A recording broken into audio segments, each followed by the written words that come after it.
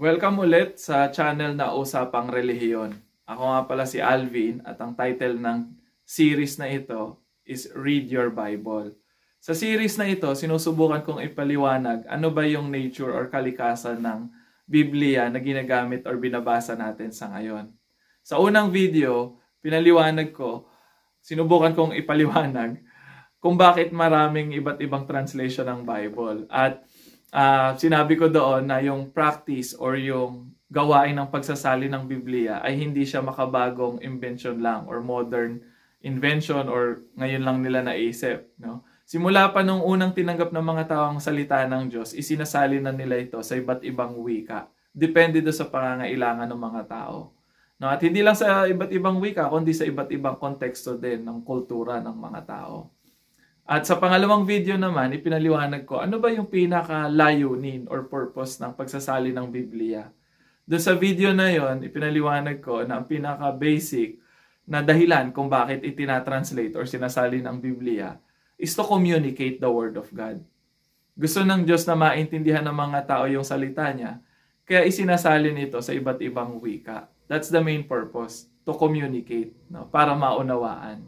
So sa video na to, susubukan ko namang ipaliwanag bakit may iba't ibang version ng Bible. At subukan din nating sagutin yung tanong, meron bang best version ng Bible? No?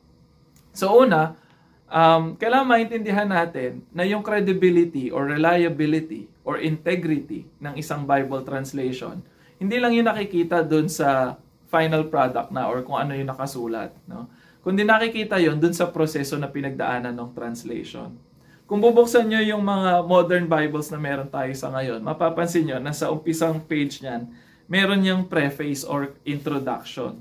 Doon sa introduction, sinusubukang ipaliwanag ng mga translators, no, na nag-translate ng Biblia. Ano yung proseso na pinagdaanan ng pagsasalin nila ng Biblia? Naging maingat ba sila sa pag-aaral ng original text, no, bago nila isinalin yun doon sa receptor language? No, yung bago nila isinalin yung mensahe dun sa receptor language. At pangalawa, na kailangan nating maintindihan para mas ma-appreciate natin yung iba't ibang version ng Biblia. Kailangan natin maintindihan yung dalawang principle ng Bible translation na sinusunod ng mga translators. No? Ang unang principle ng translation is yung tinatawag na formal or literal translation. Ang tawag din ng iba dito yung word-for-word translation. Sa mga formal or literal translation ng Biblia, sinusubukang isalin ng mga translator yung mensahe word for word. Ibig sabihin, mula sa Hebrew, Aramaic at Greek, no, isinasalin nila ito sa mga modern language na meron tayo sa ngayon at hinahanapan nila yung bawat salita ng exactly equal na katumbas nung salita na yon sa Hebrew at sa Greek or sa Aramaic. No? Kaya minsan, or madalas, yung resulta ng ganong klaseng pagta-translate, may pagka-rigid or wooden yung klase ng translation. Yung mga nagbabasa, kailangan nilang mag-exert ng extra effort para mas maunawaan pa. Kasi minsan, pati yung form, yung original form ng text ay sinusubukan ding isalin dun sa receptor language or dun sa host language. Kaya minsan, familiar yung wika na ginagamit, English, Filipino, pero yung mga sentence construction, parang kakaiba. No? Kasi nga, sinusubukang i-translate word for word kung ano yung nandun sa original. No? On the other hand naman, yung pangalawang principle ng Bible translation ay yung tinatawag na functional or dynamic equivalence or dynamic translation. No? Ang tawag naman ng iba dito, kung yung literal ay word for word, ito naman ay meaning for meaning. Ibig sabihin, sinasali nila ano yung meaning ng text. No? Ano ba yung ibig sabihin ng author nung sinulat niya to? Yung isang bahagi or talata ng Biblia. At yun yung sinisikap na isalin ng translator. No? Hindi word for word, but meaning for meaning. Kaya minsan, nagko-comment yung iba, sabi nila, parang ang babaw naman ng Bible na binabasa ko. No? Siguro ang ibig sabihin nila nung mababaw ay madaling maintindihan. No? Kasi ganun ang mga meaning-based translation. Madali siyang maintindihan. Kasi nga, isinalin na siya na base dun sa meaning from the original. At itinatranslate siya o sinasalin siya sa pinaka-natural na paraan ng pagsasalita ng mga contemporary readers or ng mga modern readers. Kaya hindi mababaw actually yung translation na yon, kundi madaling maintindihan. Ngayon, kung mamimili ka, alin ang preferred mo na version ng Biblia, nasa sa'yo yon. Kung gusto mo yung word for word na translation or yung meaning for meaning na translation. No? Kaya meron tinatawag na range or spectrum ng Bible translation. Merong literal, which is rigid and wooden, no? Sa kabilang banda naman, meron namang meaning-based translation na mas smooth and natural yung pagkakatranslate sa receptor language. No? Range or spectrum of translation ang tawag doon. No? And to the extreme, from meaning-based, meron pa mga paraphrase na Bible. So ano-ano yung mga Bible or Bible translation na nagpo-fall under sa category ng literal or formal translation. No? Ang masasabi ko ng mga Bibles na under ng literal ay yung mga Bible kagaya ng mga Bible translation kagaya ng RSV, yung Revised Standard Version, yung NASB, yung New American Standard Bible.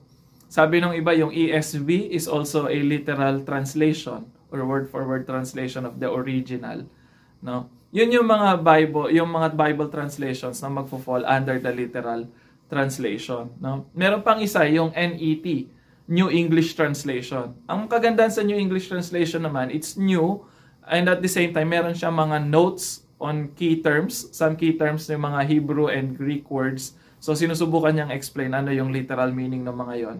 So yun yung mga Bible under the literal or formal translation. Sa meaning-based translation naman, you have the Good News Translation or the Today's English Version, no?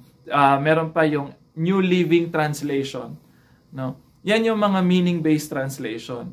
Sa Tagalog naman, kung naghahanap kayo ng literal translation, pwede niyong tignan yung Ang Biblia na Tagalog translation ng Bible. Yun ay literal ang pagkakasalin, no? Yung sa meaning-based naman or dun sa functional translation na Tagalog, merong Ang Magandang Balita Biblia or MBB sa Tagalog, no? So yun ay meaning-based ang translation principle na sinusunod nun. So marami kayong pwedeng option na pwede nyong pagpilian, no? But again, sabi ko nga, yung integrity or credibility ng isang Bible translation, makikita yan sa proseso. Importante na maingat yung mga translator sa pagsasalin, no? Para ma-capture nila ano yung meaning ng salita ng Diyos. Okay? So, kung tatanungin tayo ngayon, ano ang best version ng Biblia? Or kung tatanungin ako, ano ang best version ng Biblia na masasabi ko? Para sa akin, ang best version ng Biblia ay yung version na nakakatulong para mas maunawaan mo yung kahulugan or yung meaning ng salita ng Diyos. At para mas ma-enjoy natin yon, no? Ngayon, kung interesado pa kayo na pag-usapan natin itong topic na ito, I would encourage you to write your comments sa video na ito. Or, syempre, mag-like at mag-subscribe din kayo sa channel para patuloy tayong mag-create ng mga videos na makakatulong para maintindihan ang Biblia. Another thing ay gusto kong encourage kayo na mag-enroll, mag-aral pa tungkol sa Biblia. At yung school kung saan ako bahagi, yung Penwell School of Theology, nagtuturo kami ng mga subjects like hermeneutics, Bible interpretation. Kung gusto nyong ipagpatuloy yung pag-aaral na ito, mag-enroll kayo sa Penwell School of Theology. Hanapin nyo lang sa Facebook, Penwell School of Theology. Makikita nyo na doon. And just send us a message or mag-message lang kayo sa amin and we will reply dun sa mga inquiries ninyo. Okay? So, yun lamang po. Maraming salamat.